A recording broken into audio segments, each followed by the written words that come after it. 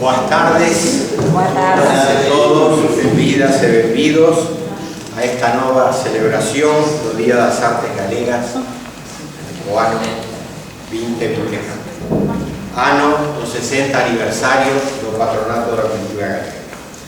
A Real Academia Galega de Belas Artes decidiu que este ano o Día das Artes fora dedicado a Francisco Azorell, escultor galego nado en Cambados, un dos grandes artistas galegos do século pasado.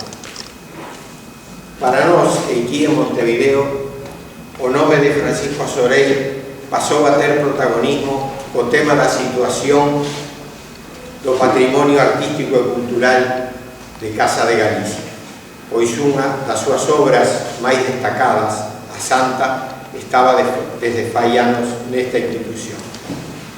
Disto, de Francisco Azorell e da súa obra, van a falar os nosos presentadores.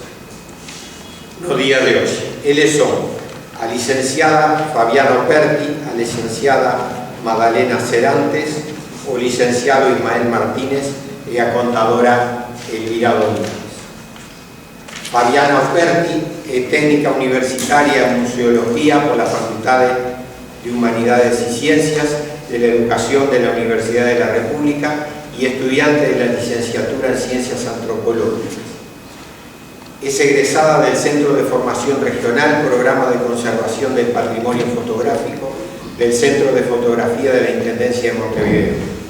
Ha participado en diversos cursos, talleres y seminarios de formación sobre gestión de colecciones y preservación del patrimonio. En 2019 obtiene una beca Ibermuseos de capacitación para el Instituto del Patrimonio Cultural de España y en el 2022 una beca de práctica formativa para profesionales iberoamericanos en el Museo Nacional de Artes Decorativas de Madrid.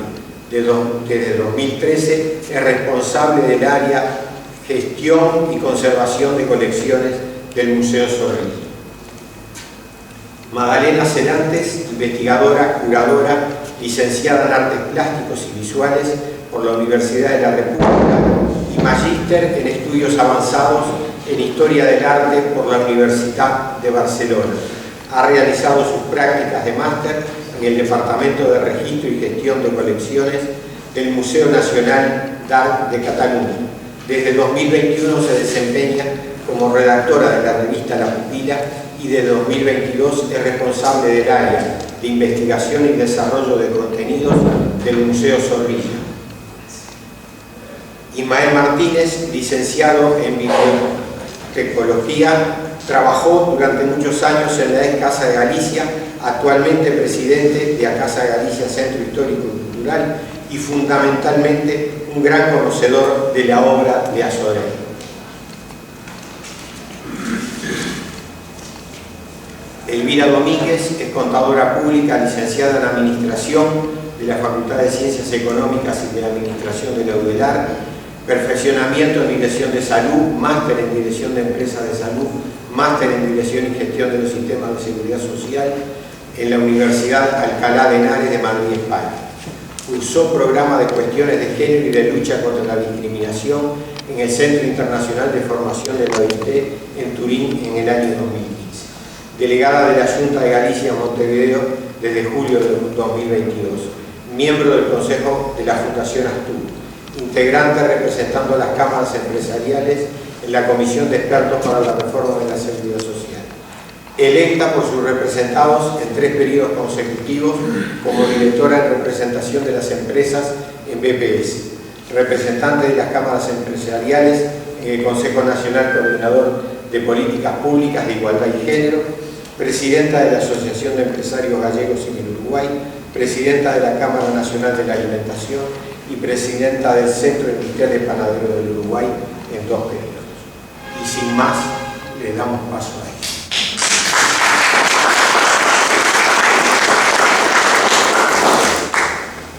Bueno, buenas noches a todos. Buenas noches. Me toca a mí abrir esta rueda, pero como dice José, experto en Azorell, no soy un gran experto en Azorell, simplemente esto estuve rodeado o junto a esa estatua durante casi 40 años en mi función en Casa de Galicia. Una estatua que aquel entonces casi no se conocía ni dónde estaba. Yo me preocupaba en aquel entonces a que todo personaje que viniera a Casa de Galicia, periodista, político, en fin, lo que fuera, se la mostraba y decía que estaba allí en Casa de Galicia, porque había un repertorio que había hecho en la Universidad de Santiago de Compostela en 1959 y por un error de imprenta, lo que dice lo del duende de las imprentas, estaba en el Centro Gallego. No, nunca estuvo en el Centro Gallego. Voy a explicar un poco después cómo llegó a Casa de Galicia en 1951.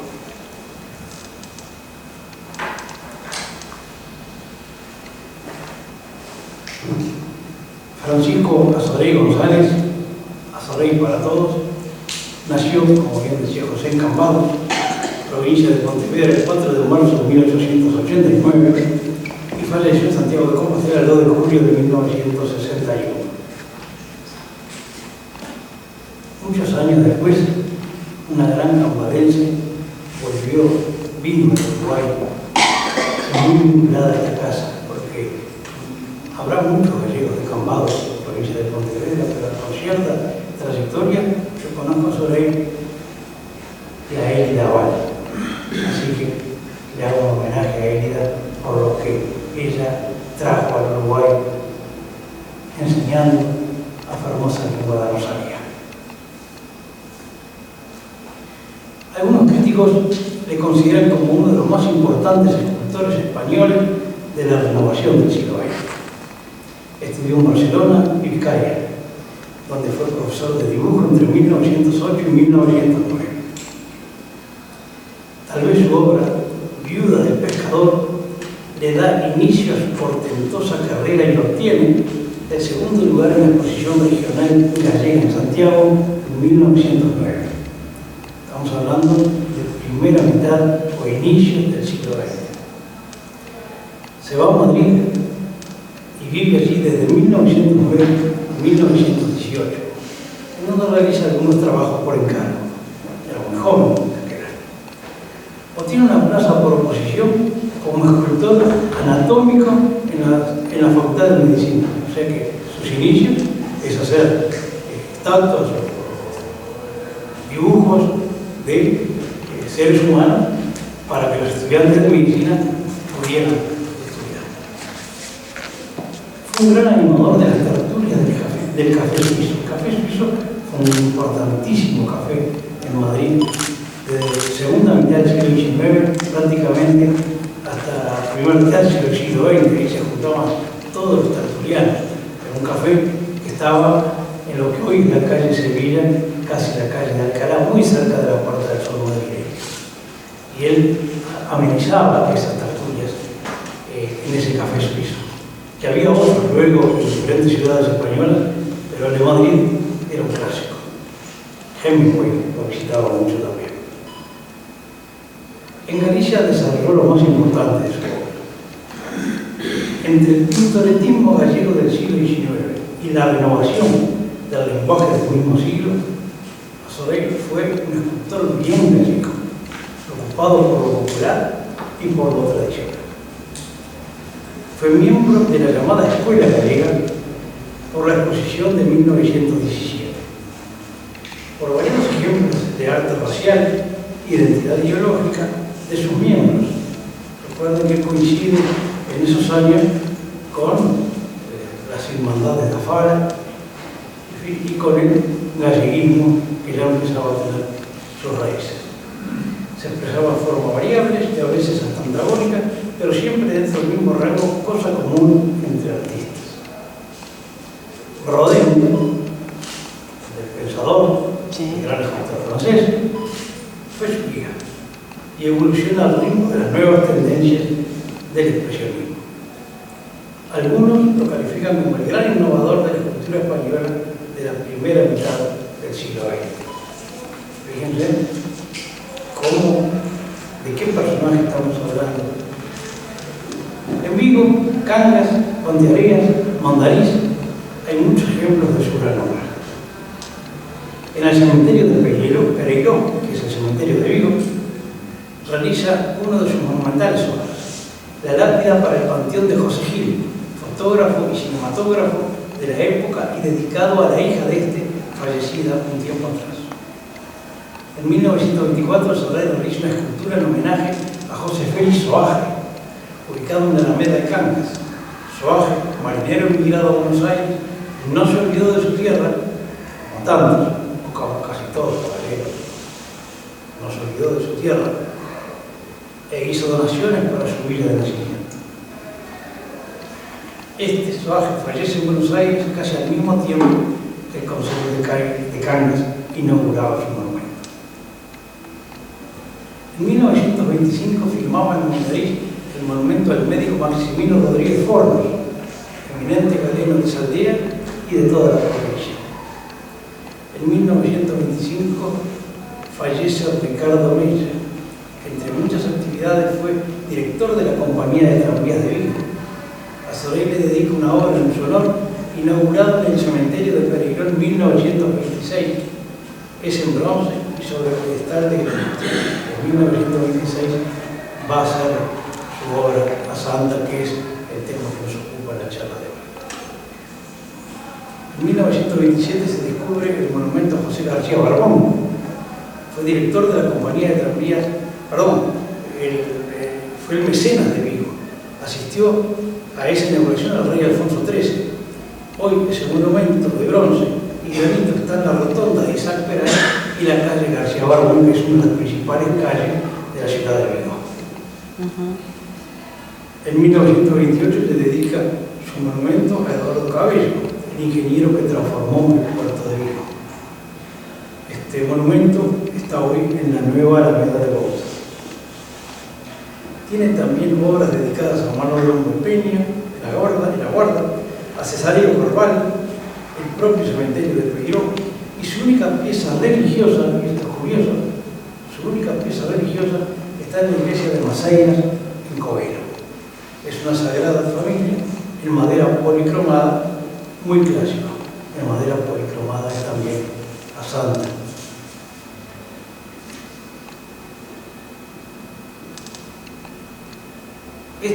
Esta estatua, a Santa María, como decían algunos, es un homenaje a la mujer gallega del campo. Carga un yugo de vacas, está desnuda y solamente viste el paño regional, o el pañuelo regional. Es una mujer curtida por las tareas propias que exigen las labores de la tierra. Mujer que ha tenido hijos, que soporta junto al yugo el drama de la creación. Es un símbolo de la Galicia de entonces. Y esto lo digo que hoy es opinión mía. Tal vez a Santa María, tanto a Soler, junto con la fotografía de Manuel Farrol, y ya sabrán todos de qué se trata, la fotografía de Manuel Farrol, son los dos símbolos duros y crudos de la realidad de Galicia, incluida la inmigración, por supuesto.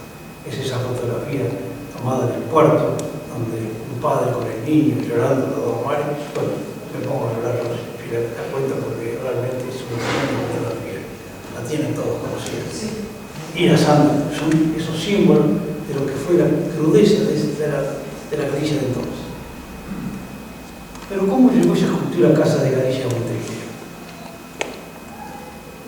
Esculpida entre 1925 y 1926, escandalizó a la reina Victoria Eugenia, que era la esposa de Alfonso XIII. Ustedes sitúense en esa España de primer tercio del siglo XX, esa mujer desnuda, es decir, totalmente distinta a lo que se estilaba en las estatuas o en las esculturas de aquella época. Ella le quiso prohibir y entonces él le negó hacer un retrato personal. O sea, se vengó de la reina, diciendo que no le hacía retrato personal. A Santa había sido presentada en la Exposición Nacional de Bellas Artes en Madrid en 1926. Por todos esos contratiempos que tuvo, incluida la crítica de la reina, rompía con las convenciones estéticas de la época y era además, como hoy lo conocemos, políticamente incorrecto. Provocó un gran debate, recogido por fuerza en la prensa de aquel entonces. No obstante, igual Soler ganaría la medalla pudo presentar a Santa con su obra San Francisco. El comisario Manuel Gago, salto en el tiempo, casi un siglo, de la exposición Galicia, no uno, en el Monte Cayas, que se desarrolló en el 2019, la cataloga como una obra de su tiempo, pero a la vez muy subversiva. Esas diosas lánguidas de la época se convertían aquí en una mujer humilde, labradora y curtida por la dureza de las tareas del campo. El mismo Ramón del Valle Inclán la trataría de grotesca. A Soreille decía al poeta de las barbas blancas, que era un imaginero malo, se vengaba. Desde 1926, la Santa permanece escondida, resguardada, oculta en el taller del escultor. 25 años en esa condición. En 1951, la Junta Directiva de Casa de Galicia da cuenta en su seno del ofrecimiento que el escultor hace de su escultura a la institución, gracias a la intermediación del señor Ramón Varela Vadillo, cambadés como Soreille. Y ese es el nexo, a través del nexo por el cual la Santa va a llegar a Casa de Galicia. Varela Vadillo fue un inmigrante gallego, tal vez algunos aquí lo recuerdan, tenía una ferretería muy grande allí en Cerro Largo, y Julio Herrera, que después se prendió fuego. Era directivo de Casa de Galicia, era cambadés, como a Soreille, y logró que a Soreille le presentara una propuesta de 30.000 pesetas de aquel entonces para que Casa de Galicia adquiriera ese monumento, esa estatua. El directivo García Calvo, de Casa de Galicia, de aquel entonces, emociona para que se adquiera y la Junta Directiva de Casa de Galicia faculta a la mesa a realizar las gestiones pertinentes. Según el acta 2292, el acta de la Junta Directiva de Casa de Galicia, que por suerte está en la mano de la Junta de Galicia, y gracias a los oficios de la contadora Domínguez, logró que se quedara, están todas las actas de la Junta Directiva desde la fundación de 1917 hasta las últimas, las tiene la Junta de Galicia y está en un proceso de microfilmación, al respecto de salvarlo para el futuro. El acta 2292 recibe, la Junta dice que recibe la escultura y se encuentra en la administración de la institución. Y agrega el presidente, que a Soreille, al enterarse que la Casa de Galicia Montevideo se había interesado por su obra, rebajó 10.000 pesetas. Así que no le costó 30.000, le costó 20.000 pesetas de aquellas, de aquellas. Más gastos de flete y enviarles notas de agradecimiento al mismo Soreille y al doctor Ramón Varela Vadillo por su intervención. La Dirección General de Aduanas del Uruguay facturó 3 pesos con 19 centésimos por su servicio. 3 pesos. Valdrían muchos pesos aquellos del año 1951. Desde 1951 hasta el 2021, 70 años exactos, la obra permaneció en Casa de Galicia. Estaba ubicada en el palier del segundo piso de su sede social de 18 de julio 1471B, entre la sala de sesiones de la Junta Directiva, que con el tiempo después se bautizó José Arijón Rama, la sala de sesiones, y la Biblioteca Social Alfonso López Castellano. En 1997, la obra, para algún deterioro sufrido por el paso del tiempo, indudablemente, tengo que ser consciente que no tenía mucho más movimiento, ¿no? Por lo menos es probable que la limpiara, sí estaba. Y un repintado, eso sí, que no recuerdo bien quién lo hizo, un repintado muy poco profesional, que eso nos lo dijeron tiempo después, se trasladó al interior de la sala de sesiones, lugar donde permaneció hasta el cierre de Casa de Galicia en el año 2021, del 97 al 2020. En noviembre de 2019, la Santa fue trasladada con todos los recaudos tomados a Santiago de Compostela, pedida por la Junta de Galicia y por la Secretaría General de Migración, a Galicia, a la exposición Galicia, un relato en los mundos. Fue la estrella de esa exposición, eso lo dicen todas las crónicas del momento, que se desarrolló en la Ciudad de la Cultura, en Monte Cayas, en Santiago de Compostela. Exposición que iba a ir hasta abril del año 2020, pero se desploma por la aparición del coronavirus.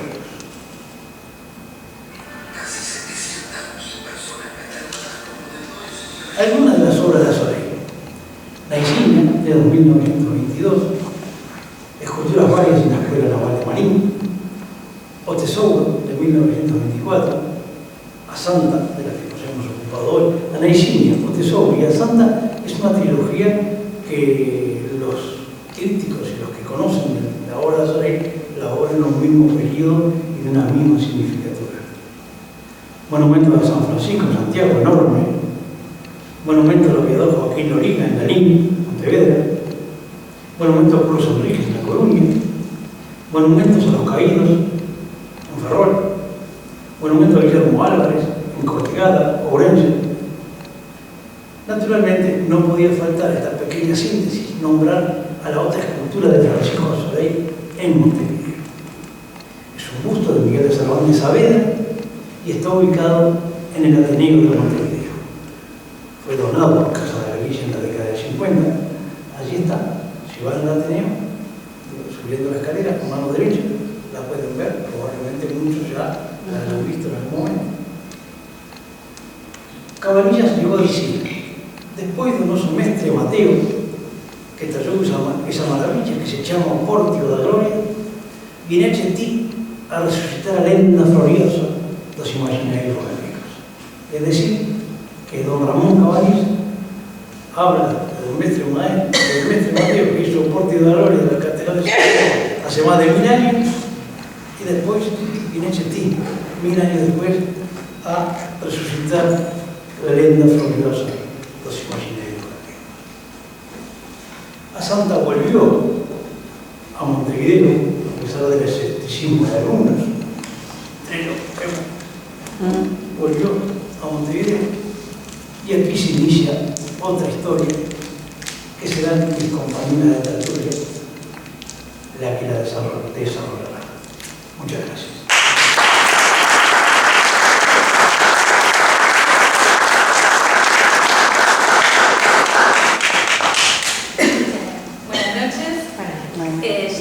Yo soy Magdalena, estoy a cargo de la investigación del área de investigación de Museo Zorrilla y les voy a hablar un poco de los aspectos más les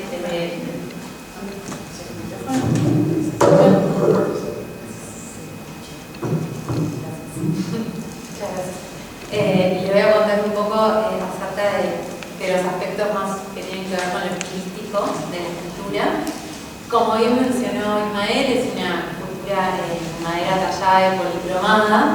Eso le da una expresividad y un primitivismo a la obra que es como bastante característico de Azorey.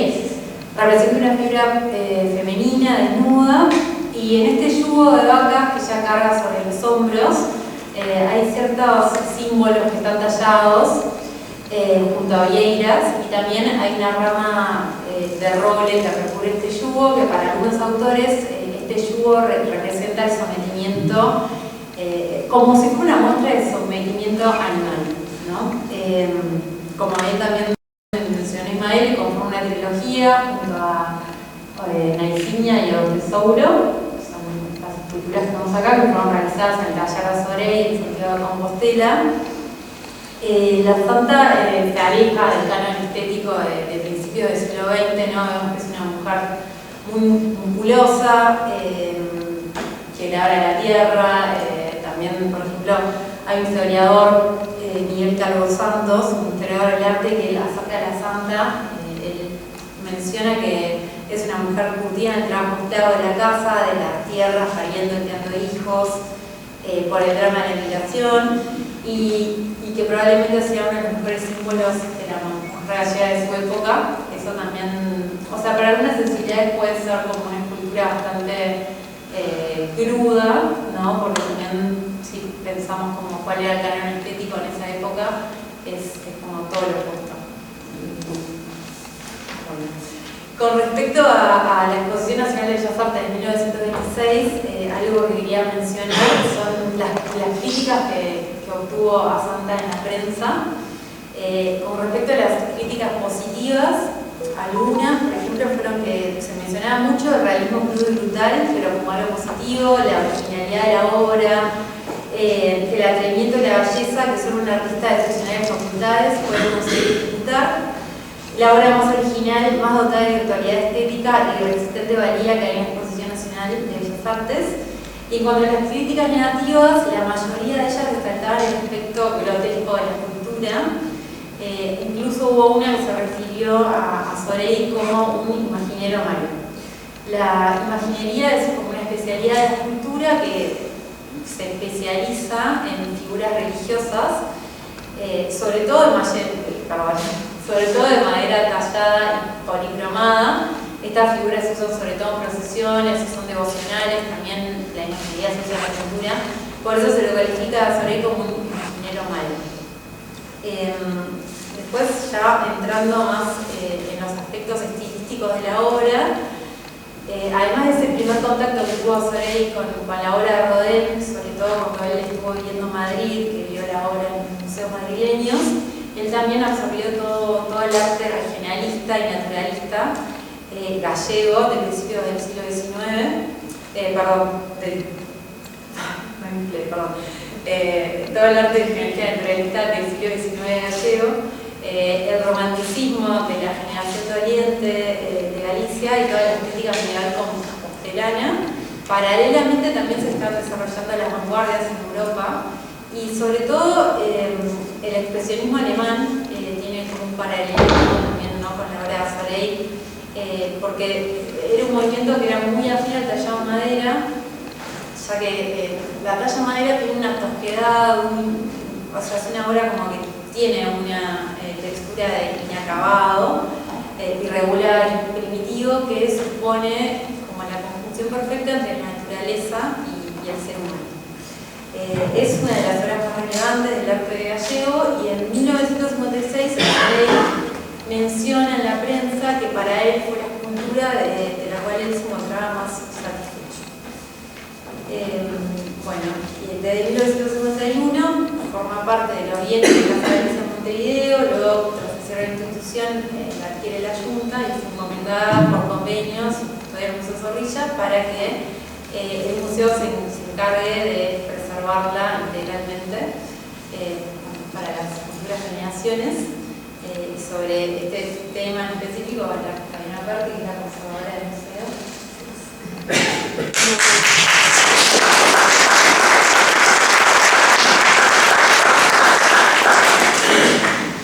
Buenas noches. Desde el museo nuevamente agradecemos la invitación.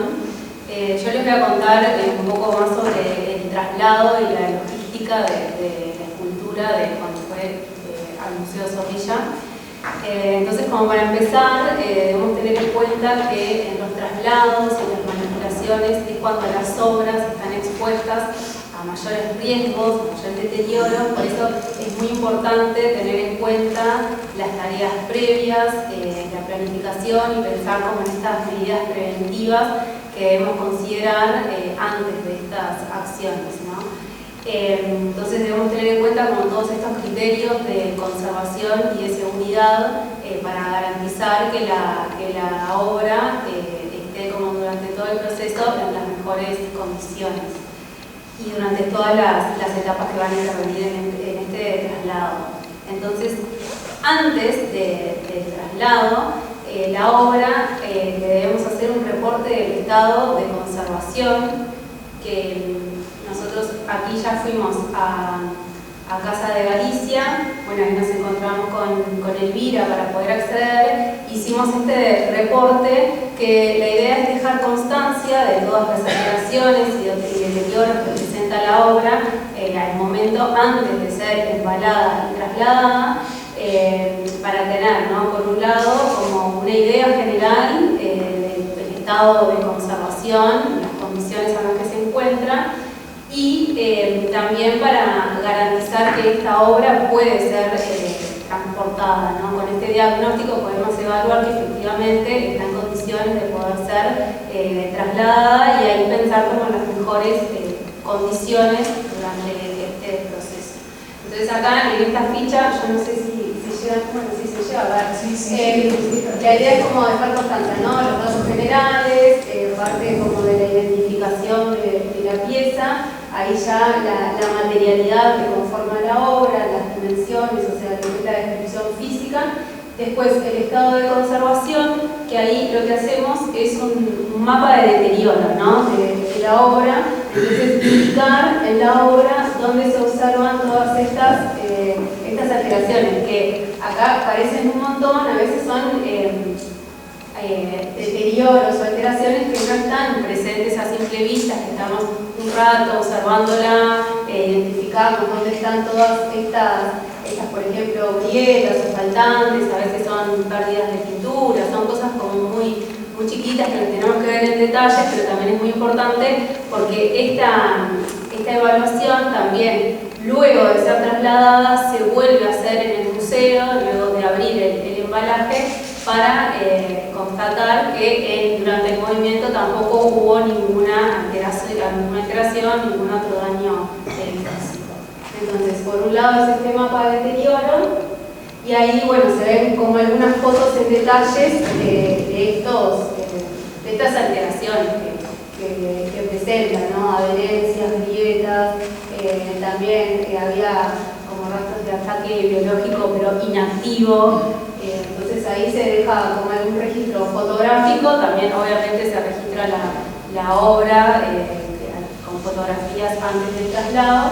Y después también esto ya específicamente cuando ingresa al museo, se ponen las características del embalaje, que ahora vamos a hablar un poco de eso, y cuáles son las condiciones ambientales recomendadas para poder exhibir la obra. También cuando ingresa al museo, nosotros hacemos un acta de ingreso, donde también se deja como constancia del ingreso de la obra y en qué condiciones ingresa, y en este caso también de que es una custodia temporal cedida al museo. Ya específicamente, entrando en el embalaje, debemos tener en cuenta que este embalaje y traslado también debe ser realizado por una empresa que sea especializada y con experiencia en el transporte de obras.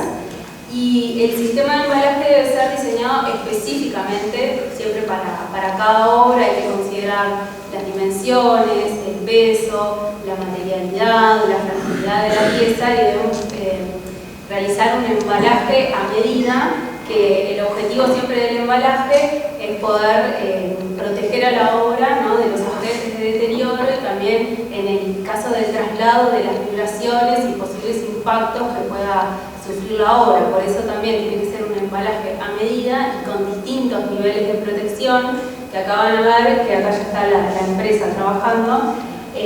Siempre el primer nivel de protección tiene que ser un material inerte, que tiene que ser libre de ácido y químicamente estable, porque tenemos que tener en cuenta que es el material que está en contacto con la obra.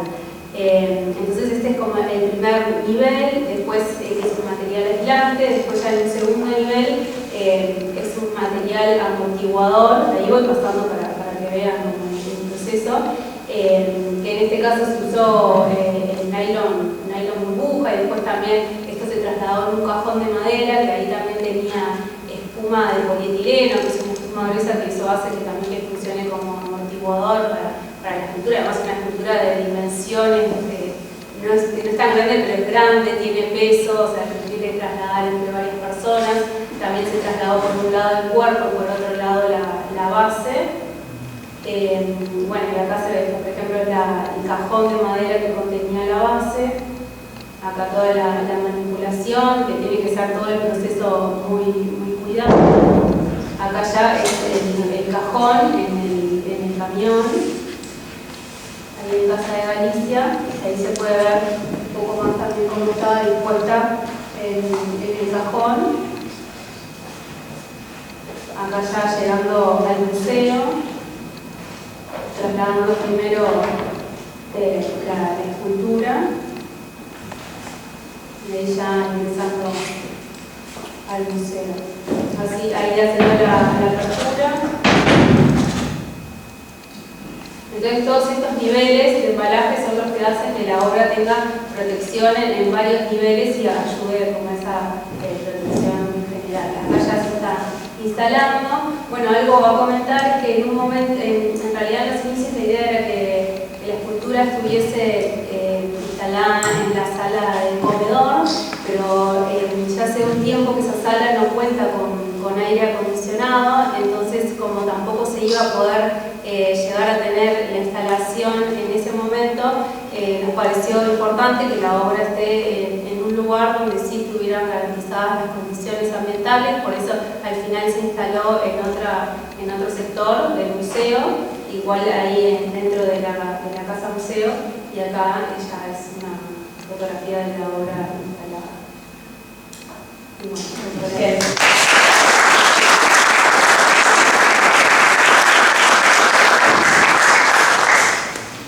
damos paso. Bueno,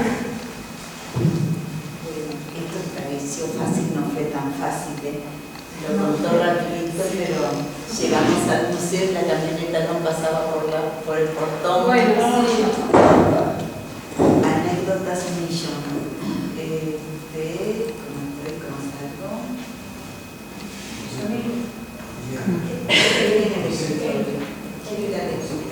Acá salí, ahí sí. Muchas gracias. Bueno, ahora una parte nos dan, bueno, primero que nada, buenas tardes a todos, buenas tardes, como dijo Ismael, buenas tardes. Gracias por acompañarnos hoy en esta actividad que celebramos, que la está realizando el Patronato de Cultura Galega. Es la única institución que está en esta ocasión celebrando esta fecha. Sabemos que en el mes de mayo vamos a tener el Día de las Letras Gallegas, donde muchas se suman, pero en este caso es la única oportunidad que vamos a tener de acercarnos a la obra de Azorel. Este que estamos viendo es el afiche que está promoviendo este año de las artes gallegas, el año 2024. Aquí lo que nos dice, nos pareció interesante destacar, ya Ismael dijo algo, y es los lugares en los que se puede visitar esta obra. Está en Latín, Cambados, La Coruña, Compostela, Orense, Lugo, Ferrol, Cañas de Morrazo, Pontevedra, Vigo, Mondariz y Samos. Tendríamos que agregarle Montevideo, Uruguay. Y en estos lugares vamos a poder encontrar obras de Azorel. La imagen que utilizaron fue la ofrenda a San Ramón, que también como la Santa, a veces le decíamos Santiña, como la Santa, es en madera policromada, como muy bien explicaron, con latón. Y hablando de latón, recuerdo cuando con Fabiana decíamos, ¿y estas caravanas serán de madera, serán talladas o serán de metal? Llegamos a la conclusión que tenía mucho nivel de detalle, que tenían que ser de metal. Pues se ve que es algo de su estilo, porque aquí también nos encontramos con lo mismo. La imagen que ya hemos visto, recordar que lo dijo el presidente, el Día de las Artes Gallegas se celebra el 1 de abril. ¿Por qué? Porque en el dintel del Pórtico de la Gloria de la Catedral de Santiago de Compostela figura esa fecha datada en 1188 como la finalización de esa obra. Los que han podido ir a Santiago sin duda recordarán esta maravilla, y aquí en estos lugares con la fecha es donde van a encontrar la fecha a la que hicimos mención. ¿A quiénes se reconoce en esta fecha? Algún artista vinculado a cualquiera de las artes, pero que tenga por lo menos 10 años, más de 10 años de fallecido. Esta fecha se instauró en el 2015 y desde ese momento hasta ahora los reconocidos fueron en el 2015 Mestre Mateo, sin duda que fue el escultor del Pórtico de la Gloria. En el 2016 se reconoció a Castelao, en el 17 a Maruja San Mayo, todos artistas que en esta casa hemos participado de parvadoeros o de alguna actividad vinculada a ellos. Alejandro de la Sota, Luis Seoane, que hay una obra muy interesante, mucha obra en Buenos Aires, Domingo de Andrade, Layeiro, Martín Kodax. El año pasado en esta misma sala no está el profesor, no lo veo. El profesor del coro, Francisco Antero, nos deleitó tocando en la flauta una pieza Ondas do Mar de Vigo. ¿Recuerdan? Sí. Muy lindo. Y bueno, y este año tenemos, y vamos a hablar de Francisco Azorel. Aquí tienen una foto de cómo Lucía Francisco Azorey nació, como ya muy bien se dijo, en 1889, muere en 1961. Su escultura, la que estamos celebrando. Y ahora viene mi parte medular, y es hablar de los hechos, de en qué situación está a Santa, la Santa. No sabemos si ponerle el artículo o no, hay quien dice que no va con el artículo, que es Santa solamente. Santa Nay o Santa May. San Pierre, a Santiña. A Santiña. O Maruxa, como le decían los estudiantes de los amigos, pero eso es otra. Tiene el nombre, como van a encontrar muchas formas de bueno, todos recordarán diciembre del 2021, una fecha no muy grata, sobre todo para aquellos que teníamos un gran afecto por Casa de Galicia y que éramos socios o le debíamos la vida, como en mi caso. En diciembre del 21, un juez decreta el cierre de Casa de Galicia. Algo totalmente inesperado, pero que es la consecuencia de que la directiva había solicitado un concurso y el juez entendió con los elementos que tuvo a mano que las condiciones no estaban dadas para un concurso sino para la quiebra. A partir de ahí, bueno, la desazón. Un 23 de diciembre es que se comunica que se cierra Casa de Galicia. Imagínense esos trabajadores, casi 2.000 trabajadores, que no saben qué es lo que va a pasar. También, ¿qué pasa con los socios? No sabíamos dónde vamos a ser atendidos. En realidad, bueno, en el primer momento fue pedir, por favor, mantengan Casa de Galicia de cualquier manera. Y tengo evidencia epistolar de que desde Galicia se envían cartas a todos los ministerios solicitando puntualmente, en estos términos decía, que se permitiera realizar cualquier gestión o que se tomara cualquier opción que pudiese dar continuidad a Casa de Galicia para que siguiera siendo Casa de Galicia. Y después se hablaba de los socios y de los trabajadores, pero ya en el diciembre del 21, desde el primer momento se pide, hay un párrafo dedicado a que se garantice la protección del patrimonio cultural, histórico y artístico de esta institución de carácter social y cultural vinculada al pueblo gallego y uruguayo y a la historia de Galicia y por tanto de España y Uruguay. Inmediatamente después de ocurrido lo peor, pero no podía ser para esta institución, ya desde la Junta se estaba pidiendo la protección del patrimonio cultural. No puedo hablar mucho de ese periodo entre diciembre y julio porque no me tocó a mí trabajar en él. En julio del 2022 me designan y asumo como delegado. En ese mismo mes de julio se trasladan a Montevideo el secretario general de Migración, don Antonio Rodríguez Miranda, que todos lo conocen, vino acompañado del director de Cultura, Anjo Lorenzo, vino también Alejandro López Dobarro, que hasta ese momento había sido el delegado para Buenos Aires y Montevideo, y solicitan una reunión con el ministro de Educación y Cultura, con dos motivos. Uno, presentarme a mí como la nueva interlocutora en todo lo que tuviese que ver con, bueno, de ahí en más con el patrimonio cultural de Casa de Galicia, y fundamentalmente para agradecer al ministro la respuesta ante las gestiones realizadas por Alejandro López Dobarro para conservar el patrimonio cultural.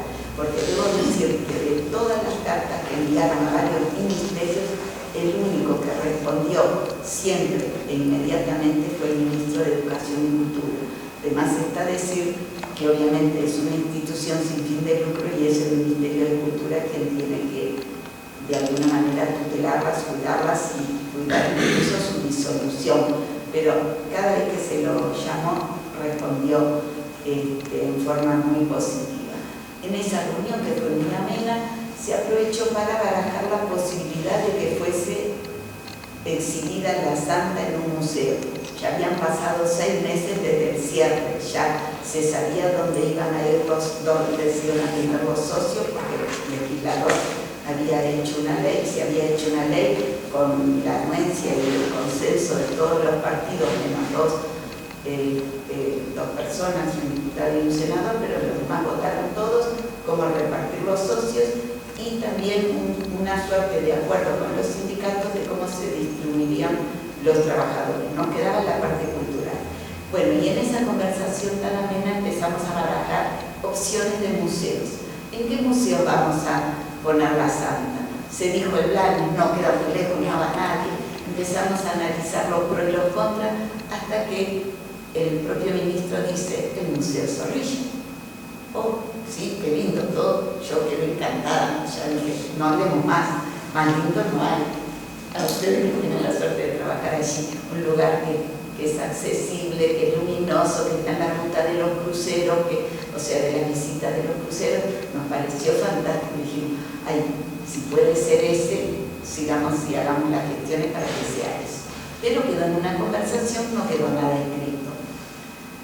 Llegamos a diciembre del año 22, pasaron 6 meses, y ustedes dirán, ¿qué hicieron durante tanto tiempo? Intentar poder pagar.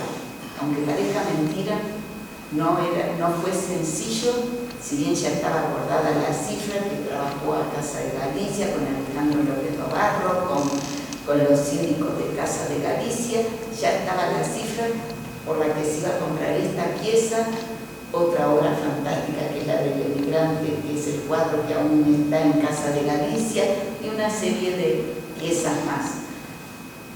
Pero cuando se fue a hacer el pago, no sabían cómo hacer, porque tenía que haber una factura para casarla con una transferencia bancaria. No había factura porque Casa de Galicia ya había cerrado. Bueno, lo cierto es que pasamos casi 6 meses para que el dinero que estaba dispuesto llegase a la sindicatura y hiciese el recibo y liberase las piezas. Un mes también pasamos muchos nervios porque el dinero no estaba en Galicia y no estaba en el banco en Uruguay, pero bueno, al final todo se resolvió favorablemente. Diciembre del 22 nos llaman para hacer la recepción de los bienes patrimoniales y ahí invitamos y fuimos junto con Ismael y Antonio, bueno, o fuimos nosotros. Invitamos a Casa de Galicia para que nos acompañase a hacer la recepción de esos bienes porque no había participado en la etapa anterior y no sabía bien qué era lo que teníamos que recibir, si bien había un listado. Los bienes quedaron en donde, en el mismo lugar en el que estaban, porque no había una sede en donde alojarlos. Entonces, por ahí uno lee a veces en algunas crónicas, estuvo perdida. No, nunca estuvo perdida, siempre estuvo desde que vino de la exposición a la que fue en el 2019, en lo que era el Sanatorio Viejo de Casa de Galicia, que a esa altura era ya el Museo de Casa de Galicia. Y el resto de los bienes estaban en Casa de Galicia. Algunos quedaron entonces en el Sanatorio Viejo porque ya estaban ahí y otros quedaron en lo que era la sede central de la ex Casa de Galicia. Mayo del 23, 6 meses más, se inician las gestiones para firmar el acuerdo entre las máximas autoridades de cultura de Uruguay y de Galicia. Tras varios ajustes al texto, que tampoco fue un texto sencillo, derechos y obligaciones, normativa diferente, la de Uruguay y la de Galicia, disposiciones distintas entre los museos, un montón de exigencias del Museo de A Coruña. La cuestión es que tardamos un poco, pero en mayo tuvimos el texto. Llegamos a junio. El ministro de Educación de Cultura, Pablo da Silveira, tenía que viajar a Portugal por algunas reuniones y aprovechando esa circunstancia se genera el encuentro entre el consejero de Cultura, Román Rodríguez, y el ministro de Cultura nuestro, Pablo da Silveira, en Santiago de Compostela. Y allí se firma el protocolo para exhibir la obra de Azorell en el Museo Zorrilla, con ese documento que había costado tanto cerrar. Y ahí comienzan algunos audios. En julio del 23 se produce el traslado de Santa al Museo Zorrilla, con una condición de que no podía ser exhibida, lo cual le generaba un problema porque era tan grande y el museo tampoco es tan enorme, cómo la ocultamos y que no quede feo.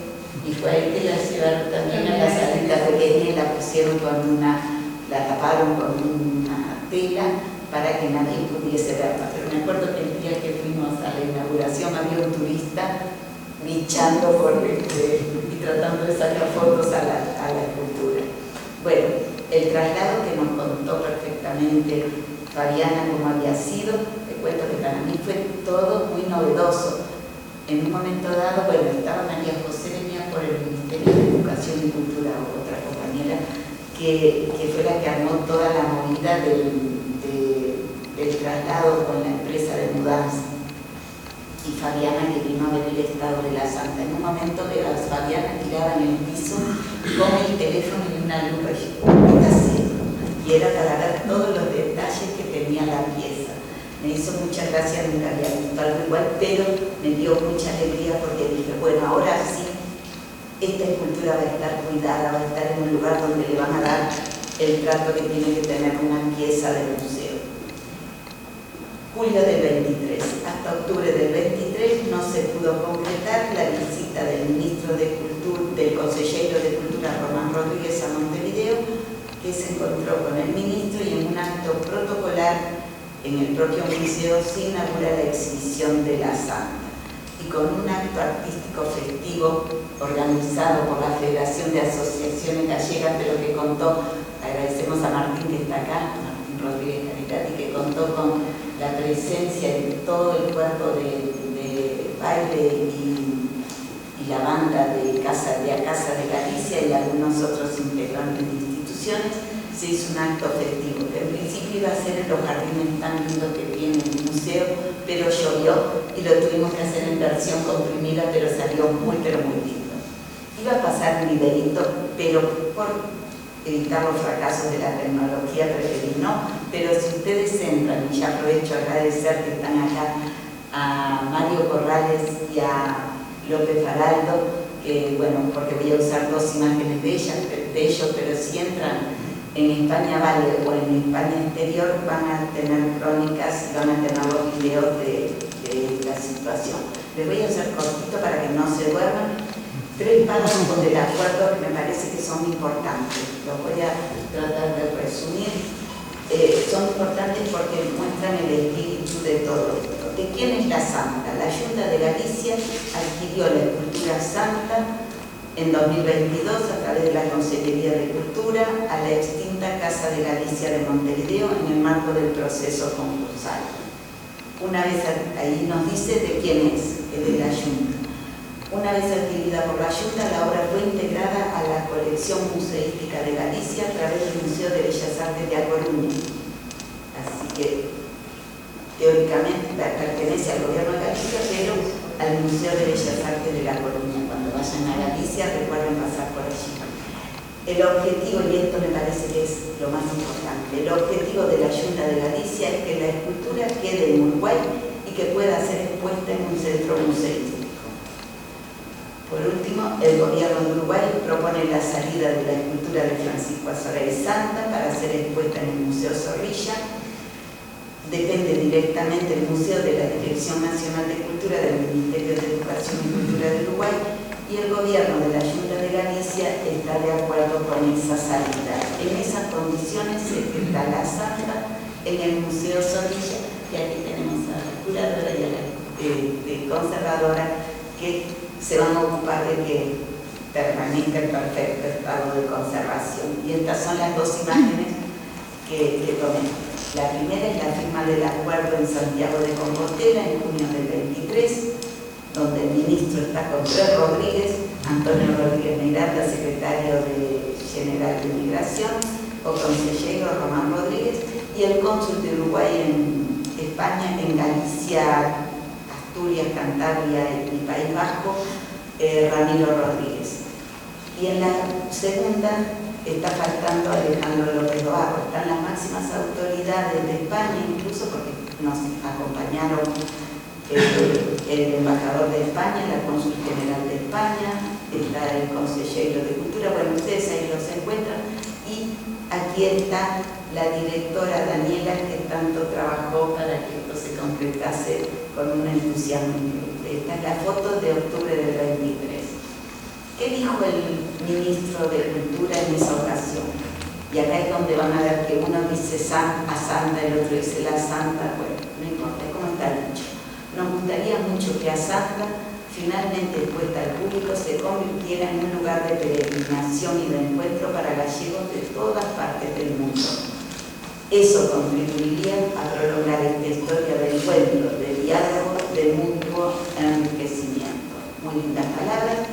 Y finaliza el consejero Román Rodríguez diciendo: el día de orgullo y celebración que supone para el pueblo gallego que la Santa esté por primera vez y de manera continuada expuesta al público en un museo.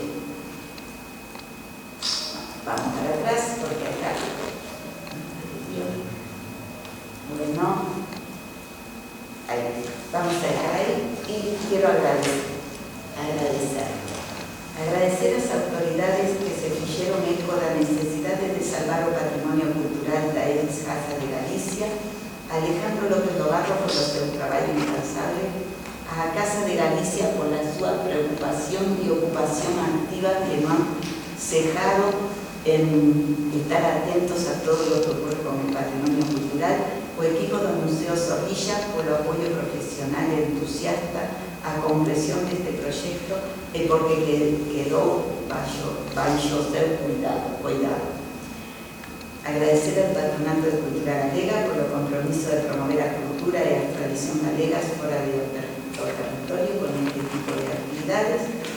Y por último, para rematar, convidar, y no está presente, me dijo que iba a venir, pero no la veo, no, Adriana no está, a la Asociación Uruguaya de Amigos del Camino de Santiago para que considere agregar un camino alternativo al morroteiro que une los dos mojones, no sé cómo se traduce, mojones, para darle o destaque que a Santa de Azoray merece. Y por último, invitar o convidar a todos los galegos a visitar la escultura de Azoray Santa que no se espera en el Museo Zorrilla. Está en la Rambla cuando vamos hacia el este, pegando la curvita de la acera de la izquierda, o si no, entrando por la calle Zorrilla de San Martín. No se van a repetir, van a disfrutar muchísimo de la obra y seguramente se encuentren con las chicas que, si no es ella, es Cecilia, no, Daniela, que nos hace el relato. Cecilia, que es la que expone y expresa y cuenta, hace un relato sobre la escultura. Bueno, muchas gracias a todos.